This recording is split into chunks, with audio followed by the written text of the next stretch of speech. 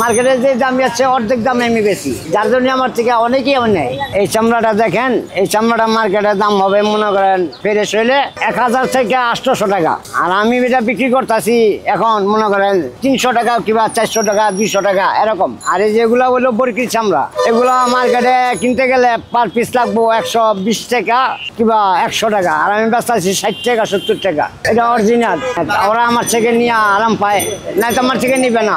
আমি এই যে এইগুলা বেশি ভ্যাকসিন চামড়া টুকরা আর কি রিজেট মিজের ওগুলা বালা বুড়া 7-8 বছর ধরে আমি ওটা করতেছি। ওগুলা পুরান কিনা বিক্রি করতে যাইতে পারে, যেগুলা সবারই লাগে, যারা টুকটাক কাজ করে তারা আমার থেকে নিয়ে অনেক সুবিধা পায়। আমি আবার এগুলা কারখানাতে বাদ করে দেয়, মহিলা করছে আমি এটি কিনে আনি কেজি হিসাবে ঠিকা নেই। আমার থেকে যারা মুছি যে জুতা ঠিক করে, কেউ ব্যাগ বানায়, কেউ বেল বানায়, মানি ব্যাগ বানায়, বিভিন্ন আইটেমের মাল আমার থেকে নেয় আর কি। মানুষে বিভিন্ন দেশের মানুষ আমার থেকে মাল নেয়। এই রাজশাহী থেকে আছে, খুলনা থেকে আছে, যশোর থেকে আছে, এই ময়মনসিংহ থেকে আছে, বিভিন্ন জায়গা থেকে আছে। সব আইটেমের চামড়ি আছে, বরকি, গরু, খাসি। হ্যাঁ, আলাদা করে ভ্যাকসিন এক কাজে লাগবে, চামড়া এক কাজে লাগবে, জোতার সোল, আপার ফাইবার এগুলো এক কাজে লাগবে। কোনদিন 1000, কোনদিন 2000, কোনদিন 500, কোনদিন 100, কোনদিন 200, কোনদিন ব্যস্ত পারি না। এখন তো ব্যস্তই পারি না, সাহায্য করতে পারি না। এই যে চামড়া দেখলে বোঝা যায়, এই যেটা চামড়া এটা ভ্যাকসিন, যারা কিনে ওরা দেখলে বুঝতে পারে কোনটা চামড়া কোনটা ভ্যাকসিন। ময়লা জুতা কানে ময়লা সাফ করি, এই যে ময়লা পেটুয়া ময়া জুতা সাত মার আনছি, চামড়া চামড়া আবি যাই কারখানা কানের থেকে টয় টয় আনি দেয় যত মাল বুঝা 150, 200 যেমন পারে মনে না।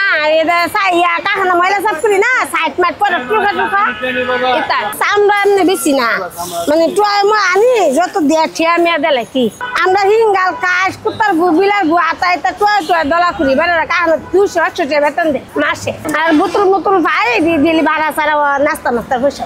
আমি বাবা যা জানি, উনি এই যে টুকটাক জিনিস যে কিনে নেয়, এটি কারখানাতে বেটিরা আনে, টোকায় মুখে আনে, আইনে ওনার কাছে বিক্রি করে।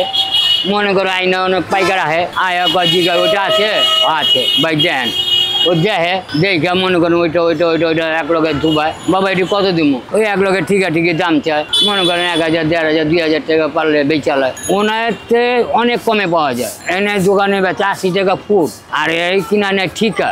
আর ওই মাঝে মাঝে আবার কয়েকটা আছে চুরির মালও কি, ওই একজন আনলো, কারখানায় কাম করে, মনে করেন বেতন হিসাবে পাইতেছে, ওর পোষায় না, ওই মনে করেন হামলা লুয়ে আইনা ওর কাছে দিয়ে দিল। ওই আবার মনে করেন ওইটা যেটা দোকানে 80 টাকা ফুট, ওই মনে করেন 50 টাকা পিস কিনে লইলো, 5টা এনে দিল, 250 টাকা লয়ে গেল। ওইটা মনে করেন দোকানের কর্মচারী।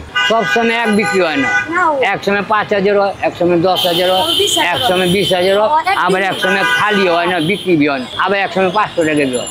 ওই মনে করেন যে বিক্রি করতেছে ওই মহিলার ওর সংসার চলতেছে, যে নিয়ে বানাইতেছে ওর সংসার চলতেছে, ওই নিতেছে 200 টাকা, বেচতেছে 500 টাকা বানায়। আমার বাড়ি হলো ওয়ারিতে, ওখানে আমার জুতার দোকান আছে আর কি, আমি রিপেয়ারিং কাজ করি, খুচরা বানাই। তো আমাদের এখানে ভালো ভালো কাস্টমার আসে, সোল বদলি আপার বদলি। তো এগুলো ভালো ভালো জিনিসগুলোর জন্য আমরা ওনাদের মতো দোকানদারের কাছে আসি, যে এখানে ভালো জিনিসগুলোকে খুব অল্পভাবে পাওয়া যায়। তো আমরা এই খুচরা এইখান থেকে কিছু মালটাল অল্প দামে কিনে ওই ভালো দামের মাল কোয়ালিটি তৈরি করে ওনাদেরকে দিয়ে দিই। যেই জুতা দোকান ওনারা মার্কেট থেকে কিনতে গেলে 5000, 8000 টাকা জুতা চায়, ওটা আমাদের কাছ থেকে 1200, 1000 টাকা দিয়ে তৈরি করা হয় না। আর ওইটা তৈরি করতে গেলে আমাদের এখানে আসতে হয়, ওনাদের থেকে খুচরা ফুটের মালগুলো দিয়ে আমরা ভালো জুতা তৈরি করতে পারি। এখানে তো সব বেস্ট কোয়ালিটির চামড়াগুলো, কাটিংগুলো পাওয়া যায় ওনাদের কাছে। যেমন ওই মালগুলো না ফালে ওনাদের কাছে বিক্রি করে দেয়, ওনারা গুছিয়ে গেছে রেডি করে রাখে। আমরাও আছে আমাদের প্রয়োজন মতো ওনাদের দিকে নিয়ে আসি। দেখা গেলো যে জুতাটা ওনার 5000 টাকার জুতা আমাদের কাছ থেকে 100 টাকা দিয়ে সারিয়ে নিল, এই জুতাটা কোয়ালিটি হয়ে গেল। তো তার জন্য ওনাদেরকে আমাদের খুব প্রয়োজন, আর কি ওনাদের এই ব্যবসাটা আমাদের দিয়ে চলে।